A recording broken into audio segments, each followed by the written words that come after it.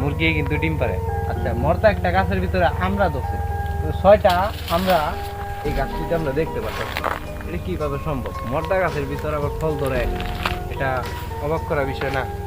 এই দেখেন মর্দা গাছের ফল আমরা এই যে। আচ্ছা, আমরা এই ফলটা খাই দেখি।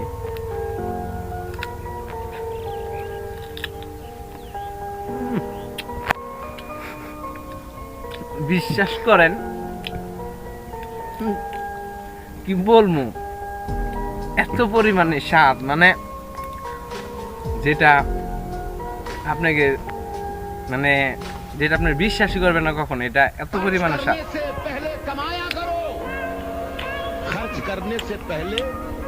খুব অবাক করার বিষয়, মর্দা গাছের আমরা এত পরিমাণে মিষ্টি হয়, এত সুস্বাদু আমি আগে কখনোই খাই নাই, সিরিয়াসলি। আর আমাদের এই জায়গাটায় 120 জায়গার ভিতরে ইত্যাদি অনেক ফল ফলান্তি গাছ লাগানো আছে, কিন্তু তারা যত্ন করে না। এদিকে আসেন, আমি আপনাদের একটা জিনিস দেখাই।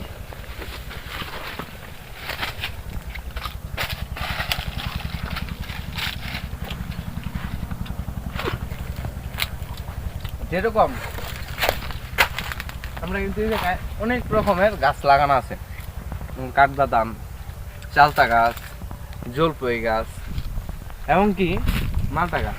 আচ্ছা, আপনাদের বড়ই গাছ দেখা আছে? বড়ই কত সুস্বাদু।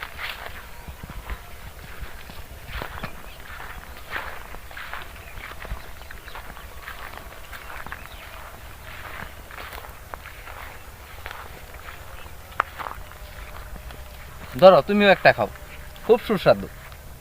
আচ্ছা, এই বড়ইটি অনেকে বলবে যে শুকা, সিরিয়াসলি এই যে বড়ইটা দেখতেছেন, এই বড়ইটা কিন্তু খুব সুস্বাদু এক ধরনের একটা বড়ই, যাকে বলা হয় অ্যাপেল বড়ই।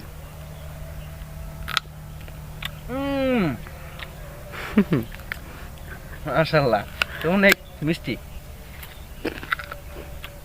আমড়াটার মতো সেম।